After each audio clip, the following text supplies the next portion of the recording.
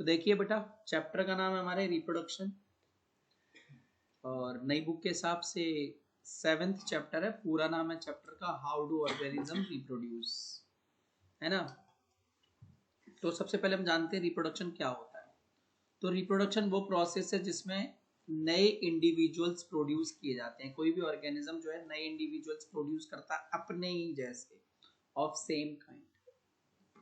Reproduction की जरूरत क्या है? देखो, वैसे तो रिप्रोडक्शन जो है ना एक एनर्जी कंज्यूमिंग प्रोसेस है। It's a not life process, ये लाइफ प्रोसेस नहीं है, ठीक है। मतलब ये वो प्रोसेस नहीं है जिसके बिना आप मर जाओगे, लाइफ प्रोसेस नहीं है। लेकिन फिर भी हम रिप्रोडक्शन, हर ऑर्गेनिज्म जो है रिप्रोडक्शन में पार्टिसिपेट करता है। रीजन क्या है? ताकि वो अपनी स्पीसीज को कंटिन्यू कर सके, for the continuity of species, continuation of species. It provides variation. इसके साथ साथ रिप्रोडक्शन की वजह से वेरिएशन आता है, थोड़ा थोड़ा करके वेरिएशन भी आता है। अगर हम बात करें कि रिप्रोडक्शन की सबसे बेसिक लेवल पे क्या काम हो रहा था, तो रिप्रोडक्शन में सबसे बेसिक लेवल पे जो काम होता है उसमें हमारी बॉडी का ब्लूप्रिंट तैयार होता है, कि ब्लूप्रिंट की कॉपीज, ठीक है, making copies of the blueprint of the body design. हमारे बॉडी डिजाइन की ब्लूप्रिंट तैयार होती है या उसकी कॉपी तैयार होती है, ठीक है। कि जो भी नया ऑर्गेनिज्म आएगा उसके हाथ कैसे होंगे, पैर कैसे होंगे, मतलब ब्लूप्रिंट तैयार हो रहा होता है, ठीक है। Information source of making protein, DNA. DNA क्या करता है कि हमारे शरीर में अलग अलग तरीके की प्रोटीन्स को बनाने में हेल्प करता है। उसका इंफॉर्मेशन सोर्स है कि कहाँ पे कैसी प्रोटीन बनने वाली है। तो अगर ये प्रोटीन का जो इंफॉर्मेशन सोर्स है वो चेंज हो जाए, अगर ये प्रोटीन का इंफॉर्मेशन सोर्स जो है वो चेंज हो जाए, तो बिल्कुल नया ऑर्गेनिज्म बनेगा, ठीक है। नया ऑर्गेनिज्म बनेगा। क्यों नया ऑर्गेनिज्म बनेगा? क्योंकि भैया जो इंफॉर्मेशन सोर्स है यानी डीएनए, उसमें कुछ वेरिएशन आया है, जिसकी वजह से प्रोटीन नए टाइप का बनेगा। जब प्रोटीन ही नया बनेगा तो क्या होगा? बॉडी डिजाइन अपने आप अल्टर हो जाएगी, चेंज हो जाएगी। तो रिप्रोडक्शन की सबसे बेसिक इवेंट, मतलब ना, आप जिस चीज को अभी दिमाग में लेकर बैठे हो इस चैप्टर की स्टार्टिंग से ही कि रिप्रोडक्शन में क्या होता है, कैसे होता है ना, उससे पहले भी एक बेसिक इवेंट हो रही होती है रिप्रोडक्शन में, जहां पे आपकी डीएनए की कॉपीज क्रिएट होती हैं। सबसे पहले क्या होता है रिप्रोडक्शन से पहले भी, रिप्रोडक्शन से बहुत पहले हमारी बॉडी में डीएनए की कॉपी होना स्टार्ट हो जाता है। डीएनए की क्या होता है? कॉपी होना स्टार्ट हो जाता है, ठीक है। तो मैं एनसीईआरटी से पैराग्राफ पढ़ देता हूं आपको। आपने देखा है कि जो नया ऑर्गेनिज्म प्रोड्यूस होता है वो सिमिलर होता है अपने पेरेंट के, ठीक है। वो अपने पेरेंट के क्या होता है? सिमिलर होता है, ठीक है। और तो मैंने कहा ना, रिप्रोडक्शन में जो सबसे बेसिक इवेंट होती है वो होती है क्रिएशन ऑफ डीएनए कॉपी। होता कैसे है? तो देखो, हमारे सेल में अलग अलग तरीके के बायोकेमिकल रिएक्शंस होते हैं। बायोकेमिकल रिएक्शंस होते हैं।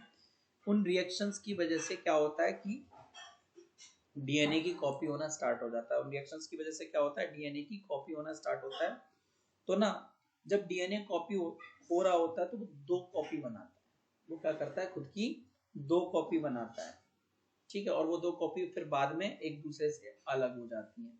वो दो कॉपी क्या करती हैं? बाद में एक दूसरे से अलग हो जाती है, ठीक है। लेकिन खाली डीएनए की कॉपी नहीं होती है, ध्यान से सुनो। आपके सेल में सिर्फ डीएनए की कॉपी नहीं होती, सेल में डीएनए के साथ साथ दूसरे सेलुलर अपरेटस जो है, सेल के दूसरे पार्ट्स जो हैं, जैसे माइटोकॉन्ड्रिया हो गया, लाइसोसोम्स हो गए, गोल्गी अपरेटस हो गए, उनकी भी कॉपी होती है। तो डीएनए की कॉपी के साथ साथ हमारे सेल में क्या होता है? सेलुलर अपरेटस की भी कॉपी होती है, ठीक है। दोनों की कॉपी एक साथ साथ होती है। फिर क्या होता है कि डीएनए की एक कॉपी और उसी का सेलुलर अपरेटस का कॉपी एक साथ इकट्ठा होकर एक नया सेल बना देता है, ठीक है। और ऐसे ही फिर दूसरी जो डीएनए की कॉपी है और दूसरा सेलुलर अपरेटस की कॉपी मिलकर एक दूसरा सेल बना लेता है, ठीक है। तो खाली डीएनए कॉपी नहीं होता, डीएनए के साथ साथ सेलुलर अपरेटस सेल के अदर कंपोनेंट्स भी कॉपी होते हैं। समझ में आ गई बात? ये बेसिक इवेंट होती है, ठीक है। अब सुनो, तो इस वजह से आपको फिर दो सेल्स मिलते हैं। तो बेटा ये जो दो सेल्स बनेंगे ना, डीएनए कॉपी में अब जो दो सेल्स बने हैं वो एक दूसरे के सिमिलर तो होंगे, जैसे दिखेंगे, पर दे आर नॉट आइडेंटिकल। पूरा एक तरीके से बिल्कुल डिट्टो सेम टू सेम नहीं होंगे, आइडेंटिकल नहीं होंगे, जुड़वा नहीं होंगे। ठीक है, ऐसा क्यों? तो ऐसा इसलिए कि कोई भी बायोकेमिकल रिएक्शन, कोई भी बायोकेमिकल रिएक्शन मतलब वो चीज जो हमारी बॉडी के अंदर हो रही है वो 100% रिलायबल नहीं है। हमारे शरीर में होने वाली किसी भी चीज पे आप रिलाई नहीं कर सकते। ठीक है, तो इसीलिए क्या होता है कि कहीं ना कहीं डीएनए कॉपिंग के टाइम पे एरर आता है, थोड़ा बहुत एरर आता है, और उस एरर की वजह से क्या होता है, वेरिएशन आ जाता है। उस एरर की वजह से क्या होता है, वेरिएशन आता है। ठीक है, क्लियर है कि उस एरर की वजह से क्या होता है, वेरिएशन आता है। तो देखो अब आगे समझते हैं कि डीएनए, अब तुम्हारे दिमाग में आ रहा होगा, ठीक है भाई एरर समझ में आ गया, वेरिएशन कैसे आए ये भी हमने समझ लिया कि जब डीएनए की कॉपी हो रही होती है उसमें कहीं थोड़ा सा भी एरर आ गया तो इसकी वजह से क्या होगा, वेरिएशन आ जाएगा। लेकिन अभी भी तुम्हारा डाउट ये होगा कि सर डीएनए की कॉपी होती क्यों है? तो जो डीएनए, जिसे हम डीऑक्सी राइबो न्यूक्लिक एसिड कहते हैं, वो जेनेटिक मटेरियल होता है हमारी बॉडी का, और ये हमारे सेल में न्यूक्लियस के अंदर प्रेजेंट होता है। ठीक है, और इसके अंदर क्या होती है, जेनेटिक इंफॉर्मेशन होती है जो एक जनरेशन से प्रीवियस जनरेशन से नेक्स्ट जनरेशन में ट्रांसफर होती है। ठीक है, और इसी जेनेटिक इंफॉर्मेशन की वजह से जो नया ऑर्गेनिज्म पैदा होता है वो पुराने वाले के जैसा ही दिखता है, पुराने वाले के जैसा ही दिखता है। तो डीएनए कॉपी इसलिए जरूरी है ताकि जो है ट्रेड्स पेरेंट्स से उसको उसकी ऑफस्प्रिंग तक जाएं। ठीक है, तो डीएनए कॉपी क्यों जरूरी है, for inheriting the traits from parents, ताकि आपके पेरेंट्स के ट्रेड्स आपके अंदर आए। उनके दो आंखें हैं तो आपको भी दो आंखें मिले, उनके दो कान है तो आपको भी दो कान मिले। ठीक है, समझ में आ रही बात? उनके सिर पे बाल है तो हमारे सिर पे भी बाल आए, ये ट्रेड्स हम में भी आए। अगर डीएनए की कॉपी नहीं होती और नया ऑर्गेनिज्म बनता तो शायद वो पहले वाले से बिल्कुल ही डिफरेंट होता। ठीक है, समझ में आ रही बात? तो जो वेरिएशन है डीएनए कॉपिंग के टाइम पे, जो वेरिएशन आता है ना, उसकी वजह से न्यू स्पीसीज क्रिएट होती है ना। और नेचर में वेरिएशन रिप्रोडक्शन के टाइम पे आता है, नेचर में वेरिएशन रिप्रोडक्शन के टाइम पे आता है। ठीक है, advantages of DNA copying, DNA copying का एडवांटेज क्या है? ठीक है, तो the variant species are more adapted, जो स्पीसीज डीएनए कॉपी की वजह से बनी उसमें थोड़ा बहुत वेरिएशन आया, और वो वेरिएंट उस न्यू स्पीसीज को वेरिएंट स्पीसीज बोलेंगे, और वो पुराने वाले से ज्यादा अडेप्टेड है, उसमें पुराने वाले से ज्यादा फीचर्स हैं। ठीक है, और वो अच्छे से सरवाइव कर सकती है नए एनवायरनमेंट में। ठीक है, वो अच्छे से बढ़िया से सरवाइव कर सकती है, और इन्हीं जीन्स को नेक्स्ट ऑफस्प्रिंग में पास कर सकती है। उसने मतलब जो वेरिएंट स्पीसीज, उसने जो वेरिएशन गेन किया, उसने रिप्रोडक्शन के टाइम पे जो वेरिएशन गेन किया, वही रिप्रोडक्शन वो अपनी ऑफस्प्रिंग, अपने बच्चों में भी पास कर सकती है। ठीक है, तो एडवांटेज मिल जाएगा ना। डीएनए कॉपिंग का एडवांटेज तो है कि जो पुराने वाले डीएनए में जो वेरिएशन आया था वो नए वाले में भी चला जाएगा, है ना। तो पुराने वाले में अगर अच्छा कोई वेरिएशन आया तो नेक्स्ट में पास ऑन हो जाएगा। तो if there were no variation among living organism there would have been no evolution. तो कह रहा है अगर ऑर्गेनिजम्स में इवोल्यूशन नहीं हुआ और वेरिएशन नहीं आया होता, अगर ऑर्गेनिजम्स में रिप्रोडक्शन के टाइम पे वेरिएशन नहीं आया हुआ होता तो कोई इवोल्यूशन नहीं होता। आज जो आप सब चीजें देख रहे हो वो सब चीजें होती ही नहीं। ठीक है, अगर रिप्रोडक्शन के टाइम पे वेरिएशन नहीं आता तो इवोल्यूशन नहीं होता, तो शायद हम पुराने आदिवासियों की तरह ही दिख रहे होते। ठीक है, आदि मानवों की तरह दिख रहे होते। और अभी भी अगर वेरिएशन स्टॉप हो जाता है, ठीक है, अगर वेरिएशन अभी रुक जाता है तो we would not be able to adapt to the changing environment. तो हम ये जो एनवायरनमेंट चेंज हो रहा है उसमें अडेप्ट नहीं कर सकते और हम मर जाएंगे कभी ना कभी जल्दी। तो अब देखो रिप्रोडक्शन के दो तरीके होते हैं, दो मोड्स होते हैं। एक होता है एसेक्सुअल रिप्रोडक्शन और दूसरा होता है सेक्सुअल रिप्रोडक्शन। तो एसेक्सुअल रिप्रोडक्शन में क्या होता है कि ना नया ऑर्गेनिज्म जो है वो प्रोड्यूस होता है एक सिंगल पेरेंट से। जो न्यू ऑर्गेनिज्म है वो क्या होता है, production of new organism from single parent. ठीक है, फ्रॉम सिंगल पेरेंट से। इसमें सेक्स सेल्स यानी गैमीट इन्वॉल्व नहीं होते, इसमें गैमीट्स इन्वॉल्व नहीं होते।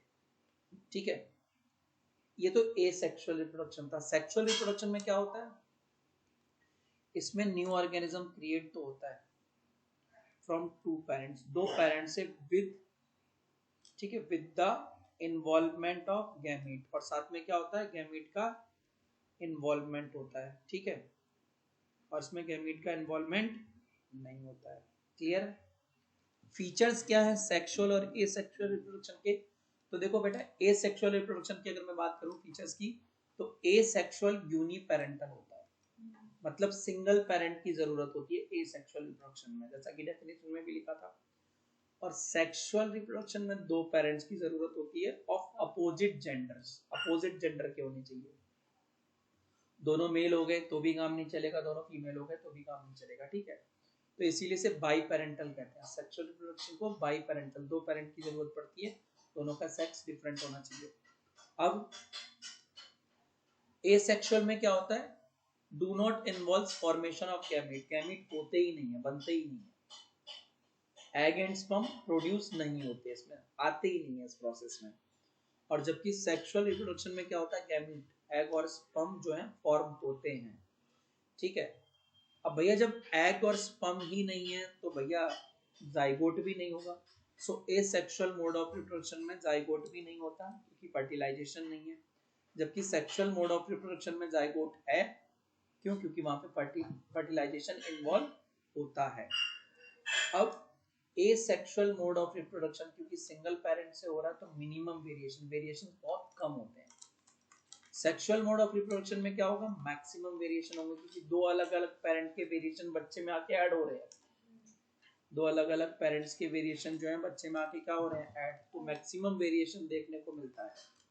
ठीक है, चलो अब हम बात करते हैं वेरिएशन की इंपॉर्टेंस क्या है। तो देखो, it helps a species to survive, ये किसी भी स्पीसीज को सर्वाइव करने में हेल्प करती है। जितना यूनिक और जितना ज्यादा वेरिएशन आएगा उसके लिए, उस स्पीसीज के लिए उतना ज्यादा अच्छा रहेगा। इसके अलावा वेरिएशन क्या करती है, तो वेरिएशन जो है ऑर्गेनिज्म को उसके एनवायरनमेंट में खुद को अडेप्ट डालने में मदद करती है, और साथ ही साथ उस एनवायरनमेंट में भी खुद को ढालने में यानी रहने में मदद करती है जिसमें कोई चेंजेस आ रहे हैं। अगर उसके उस स्पीसीज के अंदर वेरिएशन आ रहा है और उसके एनवायरनमेंट में भी कुछ चेंजेस आ रहे हैं, तो इस वेरिएशन की वजह से क्या होगा कि वो उस एनवायरनमेंट में रह सकता है। Variation are the major source of species evolution and environmental evolution. Variation की वजह से क्या होता है कि इवोल्यूशन होता है, स्पीसीज का इवोल्यूशन होता है। जैसे हमारा वेरिएशन हुआ, हम धीरे धीरे हमारे अंदर वेरिएशन आते गए आते गए आते गए, और हम अपने बहुत हजारों लाखों साल पुराने पूर्वजों से डिफरेंट आज हैं। ठीक है, और हमारे एनवायरनमेंट में बहुत सारा इवोल्यूशन होता है इसकी वजह से। इसके अलावा वेरिएशन की वजह से प्लांट और एनिमल्स को अलग अलग बीमारियों से बचने में हेल्प मिलती है। ठीक है, जैसे कि अगर किसी के घर में, जैसे एनिमल्स का केस देख लो कि इंसानों में किसी की फैमिली में अगर कलर ब्लाइंडनेस है, ठीक है, तो अगर थोड़ा थोड़ा थोड़ा थोड़ा वेरिएशन आता जाएगा तो उसको उस कलर ब्लाइंडनेस धीरे धीरे धीरे धीरे करके, लेकिन बहुत साल लगेंगे, बहुत साल लगेंगे, कई जनरेशन लग जाएंगे, लेकिन वो उस कलर ब्लाइंडनेस से मुक्ति पा सकते हैं। ठीक है, ऐसे ही बीमारियों से भी मुक्ति मिल जाएगी। किसी की फैमिली में कोई बीमारी है, ठीक है, और वो किसी दूसरी फैमिली की लड़की से, मान लो लड़का शादी कर रहा है, तो वो जो लड़की दूसरी फैमिली की आई उसको बीमारी नहीं है, तो मोर चांसेस है कि अब उसके बच्चे में बीमारी ना हो।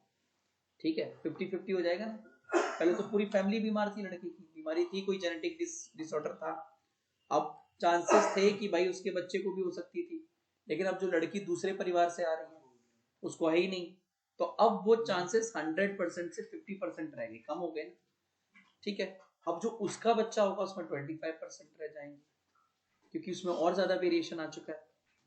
तो इस तरीके से डिजीज वगैरह से भी रेजिस्टेंस देने में वेरिएशन बहुत हेल्पफुल होता है। ठीक है, तो ये तो हमारी इंपॉर्टेंस थी वेरिएशन की। और नेक्स्ट क्लास में हम लोग जो है एसेक्सुअल मोड ऑफ रिप्रोडक्शन के जो डिफरेंट डिफरेंट टाइप्स हैं, जैसे फिजन वगैरह, फ्रेगमेंटेशन, वो नेक्स्ट क्लास में करेंगे। तब तक के लिए tata bye bye, take care.